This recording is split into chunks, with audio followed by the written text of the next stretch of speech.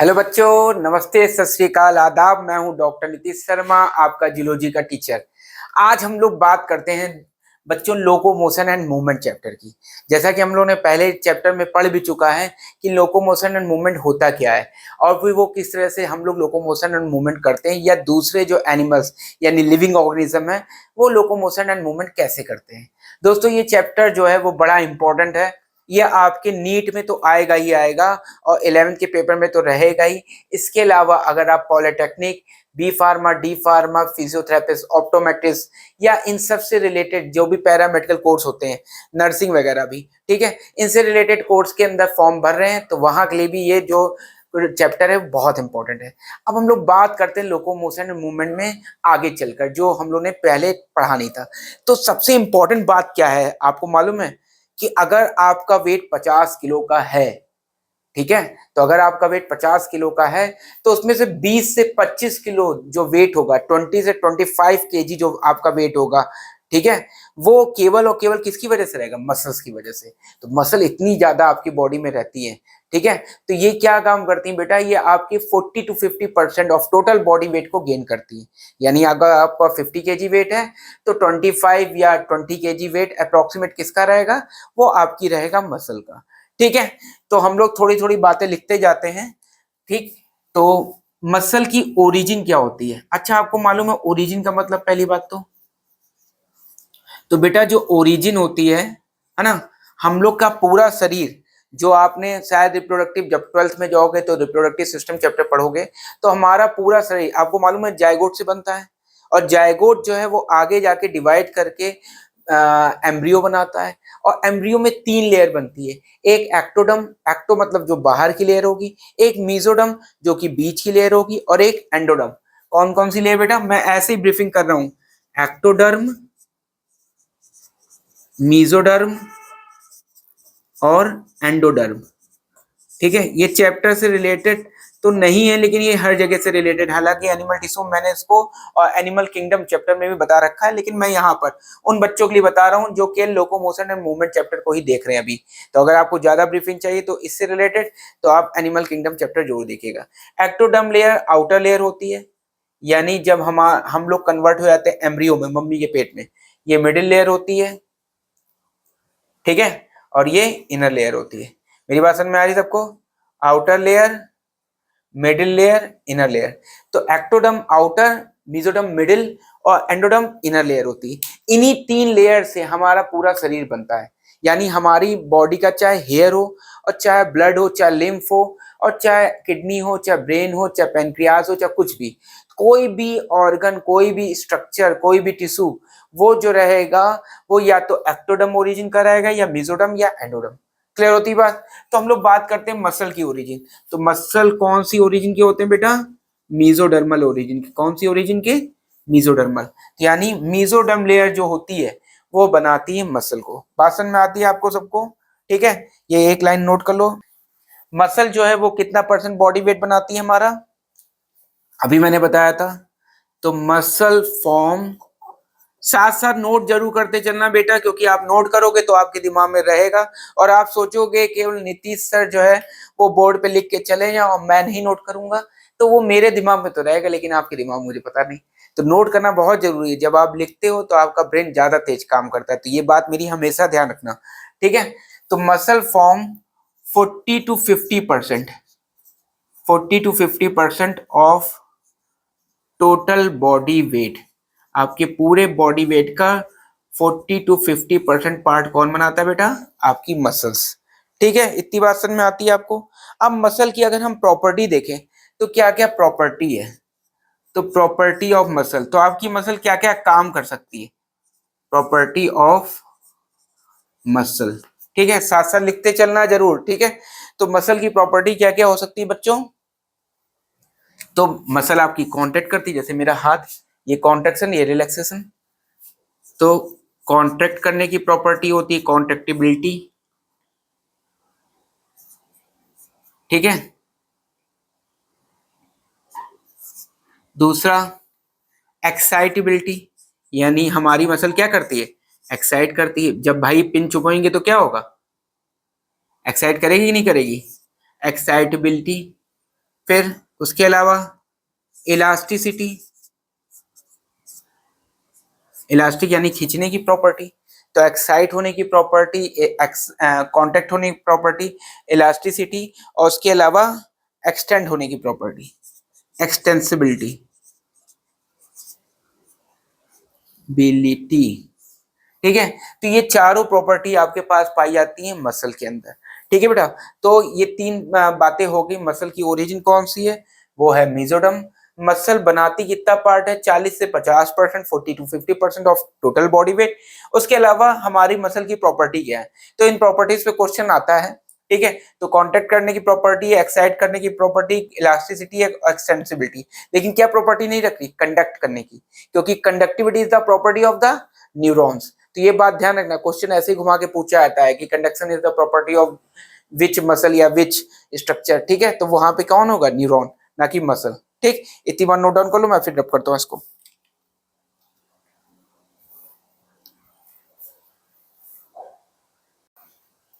तो आपने बेटा इसको नोट कर ही लिया होगा। ठीक है, नहीं नोट कर पाया तो स्क्रीनशॉट ले लेना, है ना। मैं हटा रहा हूँ इसको, रब कर रहा हूँ। आगे चलते हैं इसमें बच्चों, तीन बेसिस पर, on the basis of the location, on the basis of location, appearance, appearance and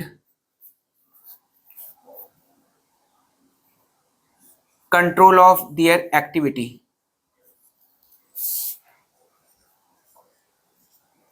activity, अपनी एक्टिविटियों को कैसे कंट्रोल करते हैं, इसके नेचर पर, लोकेशन के नेचर पर, और अपीयरेंस के बेसिस पर। तो इन तीन बातों के बेसिस पर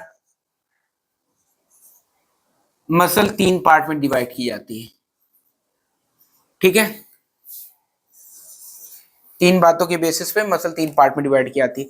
तो सबसे पहली जो मसल बेटा, उसको बोलते हैं voluntary muscle. Voluntary muscle, voluntary muscle का ही दूसरा नाम जो होता है बेटा, वो होता है स्केलेटल मसल। क्यों बोलते हैं ऐसा, अभी हम बताएंगे आपको। तो वॉलेंट्री कहें या स्केलेटल कहें, ठीक है, या स्ट्रिएटेड कहें, स्ट्रिएटेड, या स्ट्राइप्ड कहें, स्ट्राइप्ड, या फिर फेजिक कहें, या सोमैटिक कहें। ठीक, इसी मसल के ये सारे नाम है बेटा। तो इनमें से कोई भी नाम अगर आता है तो इसका मतलब वो किसके बारे में बात कर रहे हैं, वॉलेंट्री मसल की। तो वॉलेंट्री मसल या स्केलेटल मसल क्यों, अब इनका ये नाम क्यों पड़ा, ये हम डिस्कस करते हैं। ठीक है, तो वॉलेंट्री मसल, सबसे पहले वॉलेंट्री का मतलब होता है विल पावर। तो वो मसल जो हमारी विल पावर से कंट्रोल हो। विल पावर का मतलब होता है आपके मन से। जैसे मेरा हाथ, मैं चाह रहा हूँ हाथ को यूं यूं करना, मेरी आंखों की पलक, मेरा मुंह, तो फेस पे मेरा पेट, तो यहाँ जहां जहां मेरे हाथ पैर, ठीक है, तो जहां जहां पे भी ऐसी मसल्स हों जो मेरे कंट्रोल, मतलब मैं मेरे खुद के कंट्रोल में हूं, तो उनको हम लोग बोलते हैं वॉलेंट्री। ठीक है, तो voluntary muscle control by our will power. हम एक एक करके पॉइंट्स भी उसी बेसिस पे लिख रहे हैं जो हेडिंग्स मैंने बना रखी। Control by our will power, will power, so known as voluntary. के अपॉन ए बराबर नोन एज, ठीक है, वॉलेंट्री मसल, है ना बेटा। Control by our will power, so known as voluntary muscle. फिर दूसरा पॉइंट पे आते हैं। दूसरा पॉइंट क्या है, स्केलेटल। तो स्केलेटल मसल क्यों बोलते हैं, भाई मेरी बॉडी में जितनी भी बोन है, आपकी बॉडी में कितनी बोन है ये आप मुझे अभी बताइए फटाफट। शाबाश, कुछ लोगों ने बिल्कुल सही आंसर दिया है। ठीक है, तो जिसने सही आंसर दिया उसको मेरी ओर से समोसा और चाय। ठीक, तो हम, अब मैं बताऊंगा नहीं इसका नंबर, आप लोग कमेंट बॉक्स में ही देखते रहिएगा, ठीक है ना। तो जो स्केलेटल मसल क्यों कहते हैं, क्योंकि ये मेरी जितनी भी बोन्स हैं उन बोन के ऊपर ये पाई जाती है। ठीक है, तो it is present over the bone, it is present over the bone, so known as skeletal. मेरी बात सारी, ठीक है, स्केलेटल मसल, है ना। इस मसल का नाम क्या हो सकता है, स्केलेटल मसल भी। फिर तीसरा पॉइंट, स्ट्रिएटेड और स्ट्राइप्ड। तो स्ट्रिएटेड और स्ट्राइप्ड जो है मैं डायग्राम अभी बनाऊंगा तब समझाऊंगा। अभी आ जाते हैं फेजिक और सोमैटिक पर। तो फेजिक का मतलब होता है फेज यानी बॉडी के अंदर जो उसकी पोजीशन को चेंज कर, जैसे मैंने हाथ खुला कर रखा है, हाथ बंद कर दे फेस चेंज हो गया, खड़ा हूं बैठ जाऊंगा फेस चेंज हो जाएगा। ठीक, तो इसी वजह से, और यहाँ पर मेरे फेस को चेंज कराने का यानी मूवमेंट कराने का काम कौन कर रहा है, मेरी खुद की ये मसल। साथ साथ सोमैटिक क्यों बोलते हैं बेटा, क्योंकि सोमैटिक यानी सोमा यानी बॉडी। भाई देखो जितनी मसल तुम्हारे पास है उतनी मेरे पास भी है, जितनी बोन तुम्हारे पास उतनी मेरे पास भी। तो क्या हम दोनों की शक्लें मिलती जुलती हैं, हम दोनों जुड़वा भाई हैं क्या, नहीं है जुड़वा भाई, ठीक है। तो ऐसा क्यों होता है कि हम लोग के पास मसल भी सेम नंबर है, सेम है मसल्स, और बोन भी सेम नंबर की है, लेकिन उसके बावजूद भी हम लोग का चेहरा अलग अलग क्यों है, क्योंकि हमारी मसल्स का डिस्ट्रीब्यूशन, मेरे चेहरे पे हो सकता है ज्यादा मसल हो या तुमसे कम मसल हो, ठीक है ना। तो डिस्ट्रीब्यूशन कैसा है, तो उसके बेसिस पर ही हम लोग इसको बोलते हैं सोमैटिक। तो ये हमारी बॉडी का सोमा यानी बॉडी को बनाती है, ठीक है। तो इसीलिए सोमैटिक बोलते हैं। और फेजिक क्यों बोलते हैं, क्योंकि ये लोकोमोशन एंड मूवमेंट में पार्टिसिपेट करती है थ्रू द लिम्स, ठीक है। तो दोनों बातें लिख रहा हूं, दीज मसल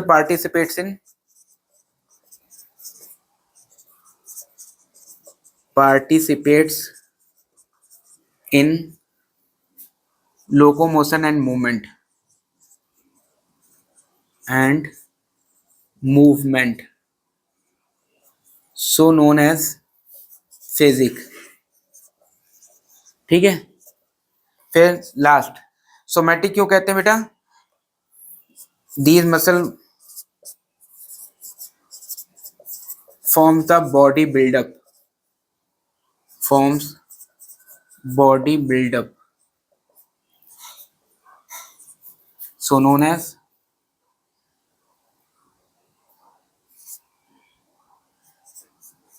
एज सोमैटिक, ठीक है। तो ये तो नाम हो गए इन सब के। अब स्ट्राइप और स्ट्रिएटेड बचा है, अभी मैं उसको भी डिस्कस करूंगा। तो इतने नाम हो गए, पहले आप इसको नोट कर लो फटाफट, मैं इसको हटा रहा हूँ, फिर डायग्राम के बेसिस पे स्ट्राइप और स्ट्रिएटेड को मैं समझाता हूँ आपको, ठीक है। ठीक है, तो एक डायग्राम मैं बना रहा हूँ, उसी के बेसिस पे लेके चलेंगे सारी बातें। साइड में बना दे रहे ताकि लिखने में मुझे आसानी रहे।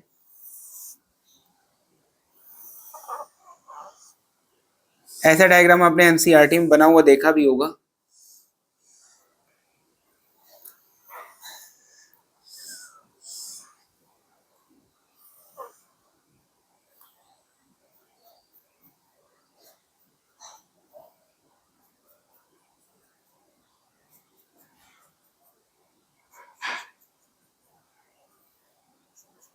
ठीक है बच्चों, तो इस तरह का डायग्राम आपको पूरा बनाना है फटाफट, मैं जल्दी जल्दी बना रहा हूँ, आप भी मेरे साथ साथ लाइनें खींचते रहना, ठीक।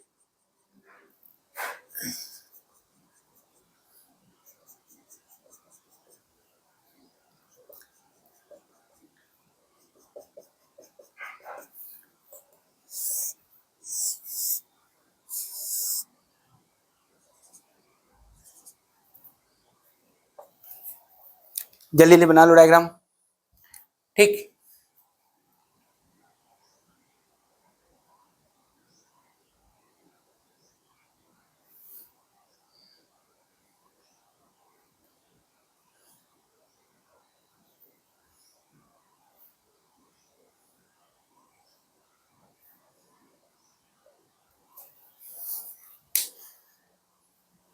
अब इनके नाम डालते हैं। देखिए बाहर की जो लेयर होती है, अब सार्को वर्ड हम लोग यूज करते हैं किसके लिए, मसल के लिए, किसके लिए बेटा, मसल के लिए। और लीमा वर्ड यूज करते हैं हम लोग मेम्ब्रेन के लिए। तो ये मसल हो गया, मसल के लिए वर्ड यूज करते हैं सार्को, और लीमा मतलब होता है मेम्ब्रेन। तो मसल की मेम्ब्रेन का नाम क्या हो गया, सार्कोलीमा। और मसल के अंदर जो प्लाज्म भरा होगा, फ्लूइड भरा होगा, वो क्या हो जाएगा, सार्कोप्लाज्म। क्या नाम हो जाएगा बेटा, सार्कोप्लाज्म यानी साइटोप्लाज्म। कहाँ प्रेजेंट है, मसल के अंदर, cytoplasm present in muscles,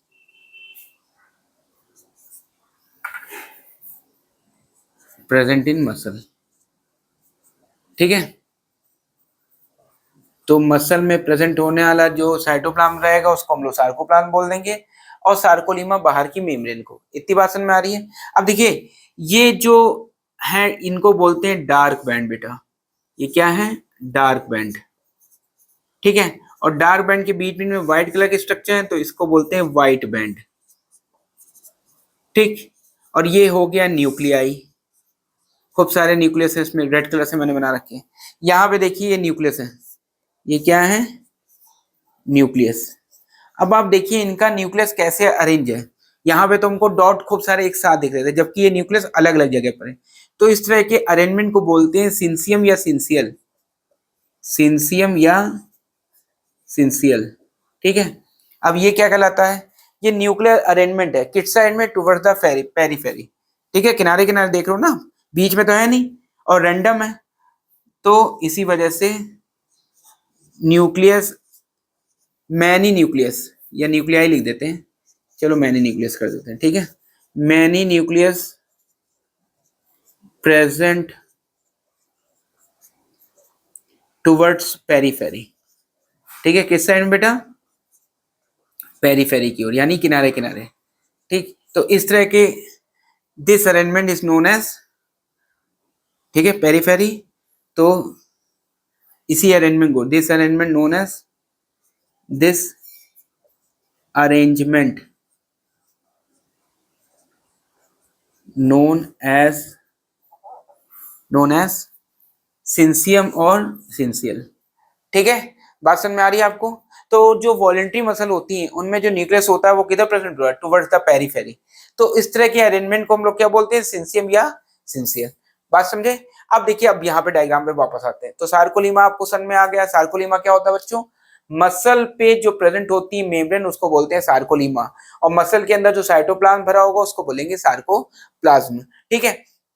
nucleus तुमने देख लिया। एक्चुअल में ये जो मसल हमने ऐसे देखी है ना, वो इस तरह से दिखाई देती है, ठीक है। जब हम इसका माइक्रोस्कोपिक स्ट्रक्चर देखते हैं तो हमको ऐसे दिखाई देती है, और जब ऐसे दिखाई देगी तो आपको जो न्यूक्लियस यहाँ पे खूब सारे एक साथ इकट्ठा दिख रहे हैं वो कहाँ दिखाई देंगे, पेरीफेरी की ओर, ठीक है।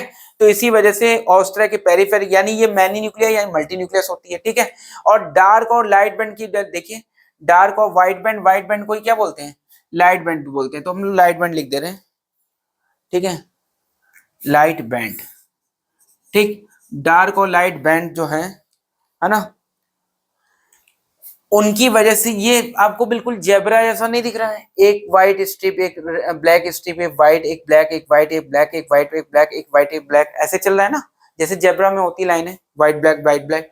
तो स्ट्राइप्ड इसलिए दिख रहा है, ठीक है। इसी वजह से इसको हम लोग क्या बोलते हैं, स्ट्राइप्ड। और क्योंकि इसमें डार्क बैंड पाए जा रहे हैं जो कि स्ट्रिएशन फॉर्म कर रहे हैं, तो इसी वजह से इसको स्ट्रिएटेड बोलते हैं। तो स्ट्राइप्ड और स्ट्रिएटेड जो मीनिंग मैंने वहां छोड़ दी थी वो यहाँ पे हम लिख रहे हैं, ठीक है, इस जगह पर। ये नीचे वाली बात आपने उतार ली है, तो नीचे वाली बात मैं रब कर दे रहा हूँ, ये न्यूक्लियस सिंसियम सिंसियल वाली, ठीक है। तो ये कैसे शेप की बेटा, वॉलेंट्री मसल कैसे शेप की होती है, वॉलेंट्री मसल कैसे शेप की है, सिलेंड्रिकल शेप्ड, सिलेंडर जैसे दिख रही है ना, तो सिलेंड्रिकल शेप्ड है।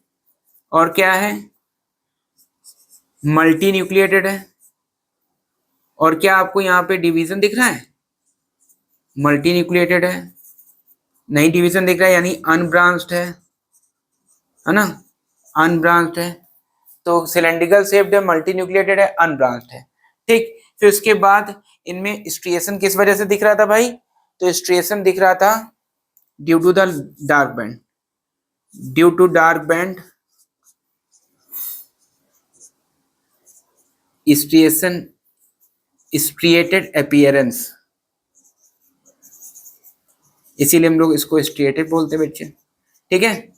और लास्ट में due to alternate dark and light band,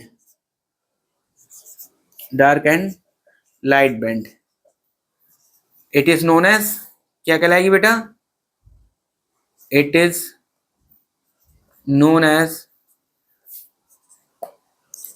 striped muscle, ठीक है। तो ये तो हो गए सारे नाम की मीनिंग कि कैसे शेप की है, क्या नाम होता है और क्या काम। अब हम लोग काम पे देखते हैं। तो जहां जहां भी वॉलेंट्री मूवमेंट होगा उसमें पार्टिसिपेट वॉलेंट्री मसल करेंगे। तो फंक्शन इसका क्या हो जाएगा, participates in voluntary movement and locomotion, ठीक है। participated in voluntary locomotion and movement। ठीक है, जितना भी हमारा वॉलेंट्री लोकोमोशन और मूवमेंट रहेगा बॉडी का, उसमें पार्टिसिपेट कौन करेगी बेटा? वॉलेंट्री या स्ट्राइप मसल। तो हम लोगों ने वॉलेंट्री स्ट्राइप मसल के बारे में क्या क्या पार्ट पढ़ डाली कि एक सिलेंड्रिकल शेप्ड की होती है, मल्टी न्यूक्लिएटेड होती है, और इनमें न्यूक्लियस जो होता है वो रैंडम या ये कह सकते हो टुवर्ड्स द पेरिफेरी प्रेजेंट होता है। उस तरह के अपीयरेंस को, न्यूक्लियस के अरेंजमेंट को हम लोग क्या बोलते हैं? सिंसियम या सिंसियल। फिर उसके बाद बच्चों हम लोगों ने पढ़ा कि इसकी बाहर की लेयर जो होती है उसको सार्कोलीमा बोलते हैं, अंदर जो साइटोप्लाज्म भरा होता है उसको सार्कोप्लाज्म बोलते हैं, फिर इसके अंदर डार्क और लाइट बैंड प्रेजेंट होते हैं अल्टरनेटली, इसीलिए इसको स्ट्राइप या स्ट्रेटेड भी बोलते हैं। ये हमारी विल पावर के कंट्रोल में, इसीलिए इसको हम लोग वॉलेंट्री मसल बोलते हैं, और ये हमारे बोन के ऊपर पाई जाती है ना, इसीलिए इसको हम लोग स्केलेटल मसल बोलते हैं। ठीक है, अगर हम बात करें इसकी थकने की प्रॉपर्टी की, तो भाई तीन मसल्स हैं, तीन मसल में कौन कौन सी? एक वॉलेंट्री, एक इनवॉलेंट्री, एक कार्डियक। तो तीनों मसल में सबसे ज्यादा जो थकने वाली मसल है वो यही है, इट इजली गेट फैटिग। ठीक है, तो आप ये लाइन लिख सकते हो यहां पर, ठीक, it easily get fatigue, easily get fatigue. समझ में आई बात आपको सबको?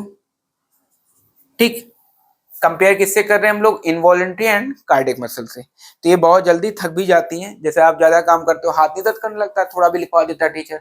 अब मैंने इतना लिखवा दिया होगा, आधे लोग यूं ही हाथ कर रहे होंगे कि अरे भाई थोड़ा लिखवाइए कम नीतीश सर।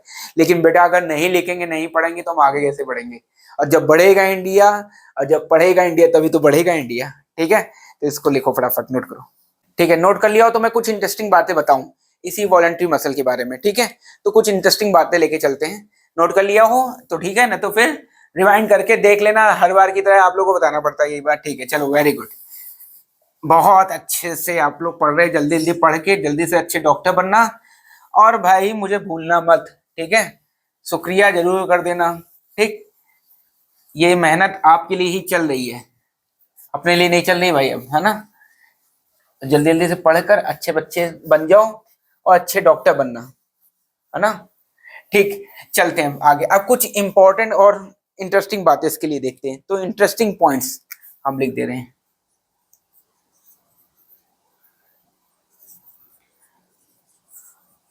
क्या क्या इंटरेस्टिंग पॉइंट्स हैं इसके? तो पहला बेटा पॉइंट है कि इसके नंबर कितने हैं। ठीक, तो जो वॉलेंट्री मसल के टोटल नंबर है, वॉलेंट्री मसल के टोटल नंबर वो होते हैं 639, अप्रॉक्स होता है वैल्यू, ऑब्वियस सी बात है।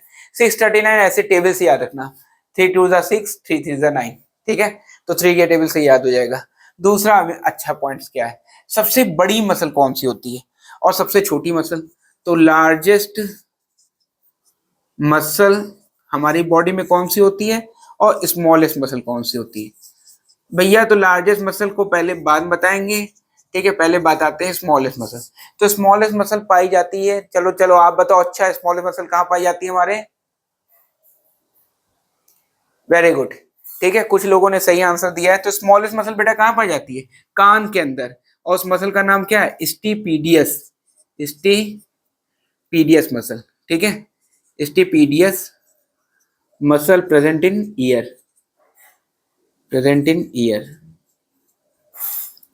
ठीक है, मैंने आपको पहले बताया पढ़ना उतना ही है जितना जरूरी है, ज्यादा पढ़ के आप अपने दिमाग को कंफ्यूज मत कर लीजिएगा। ठीक है, फिर उसके बाद लार्जेस्ट मसल कौन सी है? तो लार्जेस्ट मसल कहाँ पाई जाती है? वहीं पाई जाती है जहां पे आप जब डॉक्टर बनेंगे पहली बार तो इंजेक्शन की प्रैक्टिस करेंगे। सोचिए वो कौन सी जगह होगी? गर्दन, नेक रीजन? पागल हो तुम लोग, नेक रीजन में कोई सीधे हाथ में लगा देता है क्या इंजेक्शन? और बताओ, हाथ में लगा दोगे? अरे भाई हिप रीजन, हिप रीजन में सबसे बड़ी मसल पाई जाती है, इसीलिए आदमी 90 डिग्री पे वहां पे इंजेक्शन लगा देता है, इंट्रामस्कुलर इंजेक्शन बोलते हैं उसको। ठीक है, क्योंकि हिप रीजन में बोन तक टच नहीं कर पाती नीडल जल्दी। अब बिल्कुल ही सूखा बंदा हो तो कोई कह नहीं सकते मेरा समझ का सिखा। ठीक है, अदरवाइज जो हिप रीजन है वहां पे हम लोग इंजेक्शन लगाने की प्रैक्टिस सबसे पहले करते हैं, क्योंकि इसका रीजन क्या होता है, वहां पे लार्जेस्ट मसल होती है, और उस लार्जेस्ट मसल का नाम क्या है बेटा? Gluteus Maximus. क्या नाम है? Gluteus Maximus. मैक्सिमा से नाम ही से लग रहा है कि बड़ी होंगी। ठीक है। प्रेजेंट ओवर कहाँ पाई जाती है ये, प्रेजेंट ओवर हिप रीजन, ठीक है। तो हिप रीजन पे जो मसल पाई जाती है सबसे बड़ी मसल, उसका नाम क्या है, ग्लूटियस मैक्सिमस, जहां आप 90 डिग्री पे भी इंजेक्शन आराम से लगा सकते हैं। तो ये इतना समझ में आया आपको, तो ये हो गया वॉलंटरी मसल के बारे में। अब हम लोग दूसरा टॉपिक कौन सा पढ़ेंगे, इनवॉलंटरी मसल, ठीक है। तो नोट डाउन कर लो पहले इतना।